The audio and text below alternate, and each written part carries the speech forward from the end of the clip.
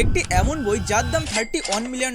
ভাবতে পারছেন? এই বইটি কিনেছিলেন বিল গেটস। কিন্তু কি আছে এতে যা এটাকে পৃথিবীর সবচেয়ে দামি বইয়ের মধ্যে একটি বানিয়েছে? তো দেখুন, এই বইটির নাম হচ্ছে কোডেক্স লেইস্টার। এটা কোনো সাধারণ বই না, বরঞ্চ এটা লিওনার্দো দা ভিঞ্চি নিজের হাতে লেখা একটি নোটবুক। 1508 সালের দিকে তিনি এই বইগুলো লিখেছিলেন, যেখানে তিনি তার বিজ্ঞান, প্রকৃতি, জ্যোতিষবিদ্যা, জলপ্রবাহ, এমনকি চাঁদের আলো নিয়ে নিজস্ব গবেষণা লিপিবদ্ধ করেছেন। সবচেয়ে আশ্চর্যের বিষয় হচ্ছে লিওনার্দো দা ভিঞ্চি এই নোটগুলো আয়নার মতো উল্টো ভাবে লিখেছেন, যা শুধুমাত্র আয়নার সামনে ধরলেই পড়া যায়। আর এই বইতে তিনি ব্যাখ্যা করেছেন যে কিভাবে নদীর জল প্রবাহিত হয়, নদীর গতিপথ কিভাবে বদলায়, এমনকি চাঁদের আলো আসলে কিভাবে প্রতিফলিত হয়। তার এই সমস্ত অনেক তত্ত্বই পরবর্তীতে আধুনিক বিজ্ঞানের সাথে মিলে গেছে। 1980-র দশকে এই বইটি সংগ্রহ করেন মার্কিনের একটি ব্যবসায়ী, আর 1994 সালে এটি নিলামে তোলা হয়। তখন বিল গেটস $31 মিলিয়ন দিয়ে এটা কিনে নেয়, যা এটাকে বিশ্বের সবচেয়ে দামি নিলাম হওয়া বইগুলোর মধ্যে একটি বানিয়েছে।